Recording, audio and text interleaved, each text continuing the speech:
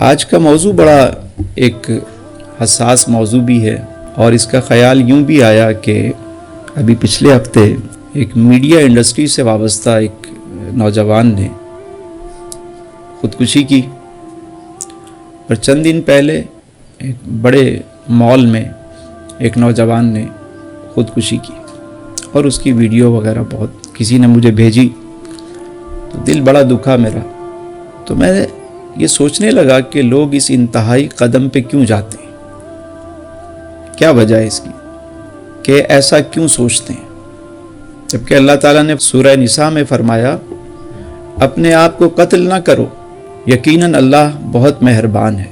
اور میرے حضور نے فرمایا صلی اللہ علیہ وآلہ وسلم، کوئی شخص حالات سے مجبور ہو کے موت کی تمنا نہ کرے، ہاں اگر کہنا بھی چاہتا ہے تو یوں کہے، اے میرے رب اگر میرے لیے زندگی بہتر ہے تو مجھے زندگی عطا فرما، اور اگر میرے لیے موت بہتر ہے تو مجھے موت عطا فرما۔ تمنا نہ کرو، کبھی بھی منہ سے ایسی بات نہ نکالو جو مایوسی اور نا امیدی کی ہو، کہ اللہ نے فرمایا کہ میری رحمت سے نا امید مت ہو، لا تقنطوا من رحمت اللہ ان اللہ یغفر الذنوب جميعا، میں تو بخشنے والا مہربان ہوں۔ اب میں یہ سوچنے لگا کہ لوگ خودکشی کرتے کیوں ہیں، وجہ کیا ہے اس کی؟ وجہ یہ ہے جو سمجھ میں آیا، اس میں معاشرتی مسائل بھی ہیں، گھریلو ناچاکیاں بھی ہیں، میاں بیوی کے جھگڑے بھی ہیں، رشتہ داروں کی لڑائیاں بھی ہیں، گھریلو مسائل بہت زیادہ ہیں اس میں، بے راروی بھی اس کا بہت بڑا ایک سورس ہے۔ نوجوان لڑکے اور لڑکیوں کا جو باہم ایک چلن چل پڑا ہے، نکاح سے پہلے جو وعدے وعید اور سارے معاملات ہوتے ہیں، اور بعد میں پتہ چلتا ہے کہ اس نے تو دھوکہ دے دیا، اس نے فراڈ کیا، اس نے بے وفائی کی، وہ تو اگنور کر رہا ہے، تو پھر وہ نوجوان انتہائی قدم کے بارے میں سوچتا ہے۔ ایک اور وجہ بھی جو سامنے آئی وہ نشے کی علت ہے۔ جب بندہ نشہ کرنے لگتا ہے تو جب وہ اسٹریس میں ہوتا ہے، ڈپریشن میں، انزائٹی جب یہ بڑھتی ہے، نفسیاتی مسائل اس کے، تو وہ ڈوز بڑھاتا ہے۔ اب جیسے جیسے وہ ڈوز بڑھاتا چلا جاتا ہے تو ایک وقت ایسا آتا ہے کہ وہ پھر کوئی ایسی غلطی کر بیٹھتا ہے کہ جس کی پشیمانی میں پھر وہ انتہائی قدم خودکشی کے بارے میں سوچتا ہے۔ ہمارے ہاں انٹرنیٹ اور موبائل کا جو بیجا استعمال ہے، یہ بھی ایک بڑی وجہ بن رہا ہے۔ رشتوں میں دراڑ کی، ہر وہ معلومات جس کی ہمیں ضرورت ہے یا نہیں ہے وہ ہمیں مل رہی ہے، ایسی چیزیں، بلکہ اب تو بچے جو ہے وہ کچھ ایسے گیمز آ گئے ہیں، وہ کیا کہتے ہیں، بلو ویل، پب جی، پتہ نہیں کون سے الا بلا، اب کئی گھنٹے جب وہ منہمک ہوتے ہیں اس گیم کے اندر، اور جب وہ اپنا ٹارگٹ اچیو نہیں کر پاتے تو وہ دل برداشتہ ہو جاتے ہیں، اور پھر وہ انتہائی قدم کے بارے میں سوچتے ہیں۔ تو یہ بھی ایک بڑی وجہ ہے۔ برے دوستوں کی سنگت، وہ بھی کوئی ایسا عمل کرواتی ہے کہ جس کی وجہ سے انسان انتہائی قدم کے بارے میں سوچتا ہے۔ ایک اور وجہ جو میں سمجھ پایا ہوں وہ یہ ہے، ہم نے اپنی ضرورتیں بڑھا لی ہیں، خواہشات بیجا ہیں کہ اب ہم اس سے کم پہ کمپرومائز کرنے پہ کبھی بھی تیار نہیں ہوتے۔ دیکھیں اس کو سمجھیے، ایک ہے ضرورت، اور اس کے بعد آتی ہے سہولت، پھر آتی ہے آرائش، پھر زیبائش، پھر نمائش، ستائش۔ ہم ہر چیز کو جو ہے وہ ضرورت سمجھتے ہیں، نمود و نمائش کو بھی ہم سمجھتے ہیں یہ ہماری ضرورت ہے۔ دیکھیں یہ سارے زندگی کے رنگ ہیں، کبھی اللہ دے کر آزماتا ہے، کبھی لے کر آزماتا ہے۔ خواہشات کی کثرت جو ہے وہ ایک بہت بڑی وجہ ہے آج کل، کہ لوگ اس سے کم پہ راضی ہونے کو تیار نہیں ہوتے۔ وہ کہتے ہیں نہیں بھائی اس سے اوپر ہوگا تو ٹھیک ہے، ورنہ میں تو گزارا نہیں، میرا تو یہ سٹینڈرڈ ہے، مجھے یہ مینٹین کرنا ہے۔ دیکھیں دنیا میں کبھی بھی نا اچھے حالات نہیں رہے، اس بات کو سمجھیے۔ انبیاء علیہ السلام کے دور میں بھی جنگیں ہوئیں، منافقین اس دور میں بھی تھے، صحابہ کے دور میں بھی تھے، تابعین، تبع تابعین، اولیاء، بزرگان دین، پوری دنیا کا معاملہ اس وقت۔ ابھی کچھ عرصے پہلے کی بات ہے، اسی شہر کراچی میں 20 لاشیں گرتی تھیں روزانہ، 25-25 لاشیں. لوگ سمجھتے تھے اس شہر میں امن نہیں ہوگا, لیکن پھر یہ شہر آباد ہو گیا, لوگ رہنے لگے, سب چیزیں بہتر ہو گئی, معمول کے مطابق. یہ سارے زندگی کے رنگ ہیں.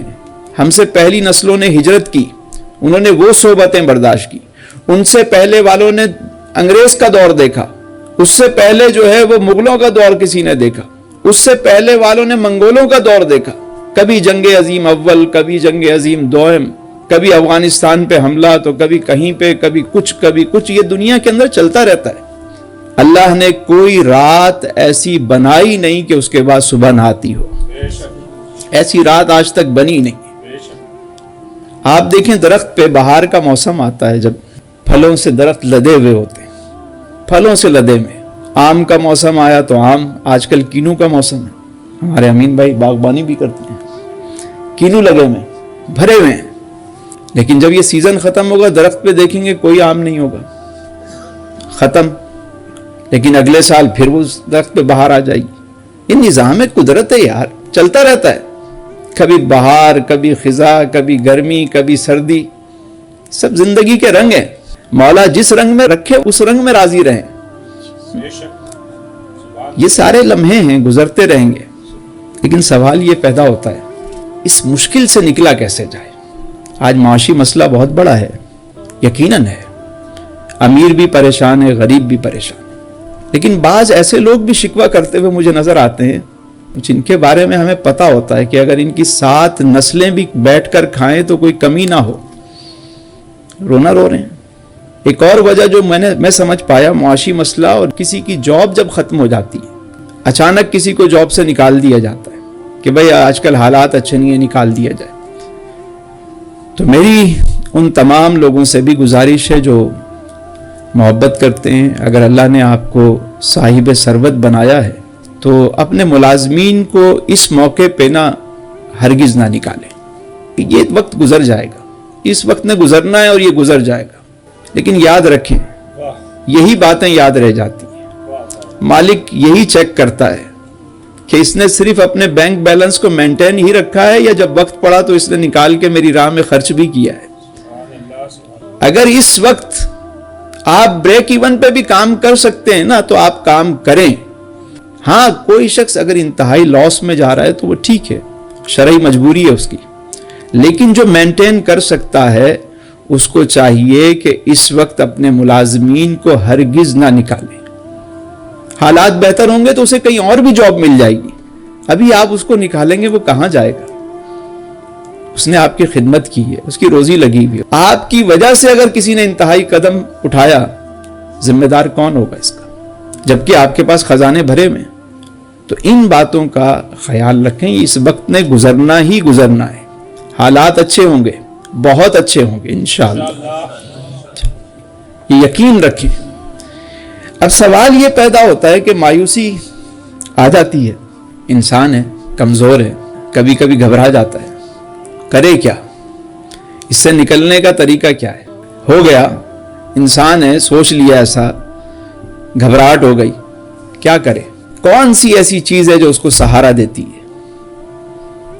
وہ ایک ہی چیز ہے, اللہ پر کامل یقین کہ میرا رب میرے ساتھ ہے. مجھے پتا ہو کہ امین بھائی میرے ساتھ بیٹھے ہوئے ہیں, میں کہیں سفر میں ہوں, میرے حالات کچھ ایسے ہوں, تو مجھے پتا یار امین بھائی میرے ساتھ ہیں, کوئی بات نہیں, یہ سنبھال لیں گے. ایک انسان سے میں اتنی توقع رکھ سکتا ہوں تو میں خالق کے کائنات سے. جب حضور علیہ السلام غار ثور میں تشریف لائے, حضرت ابو بکر صدیق رضی اللہ تعالیٰ عنہ ساتھ ہیں, اور اتنے میں وہ جو تعاقب کرنے والے تھے وہ سارے تعاقب کرتے کرتے کرتے غار کے دہانے پہ آ کے کھڑے ہو گئے. اب سیدنا صدیق اکبر رضی اللہ تعالیٰ عنہ کو گھبراہٹ ہوئی کہ اتنے قریب آ گئے, ان کے قدموں کی آہٹ اور ہم انہیں دیکھ رہے ہیں. اس وقت میرے آقا کریم صلی اللہ علیہ وسلم نے جو بات ارشاد فرمائی, فرمایا لا تحزن ان اللہ معنا, گھبراؤ نہیں, اللہ ہمارے ساتھ ہے. جب رب کسی کے ساتھ ہو نا, اس کو یہ یقین ہو. ارے بچہ بھوکا آئے تو ماں بھوکا سونے نہیں دیتی, تو جو ماؤں سے زیادہ بڑھ کر محبت کرنے والا ہے کیسے آپ کو چھوڑ دے. اصل میں یہ اسپیڈ بریکر ہیں، زندگی میں آتے ہیں نا ذرا چیک کرنے کے لیے آتے ہیں. کبھی کبھی ہمیں چیک کیا جاتا ہے کہ ذرا چیک تو کریں. چیزیں مل رہی تھی تو بڑا مست تھا. وہ محمود غزنوی خربوزہ کاٹ رہے ہیں، اس کا ایک پھل کھایا تو بڑا کڑوا تھا، پھیکا بد مزہ خربوزہ. تو برابر میں ایاز بیٹھا تھا، کہا ادھر آؤ یہ لو کھاؤ. اس نے کھایا، پورا دوسری کاش کاٹ کے دی، وہ بھی کھا گیا، تیسری چوتھی پانچویں پورا خربوزہ کھلا دیا، اور بڑے غور سے اس کو دیکھتا رہا. کوئی تغیر نہیں.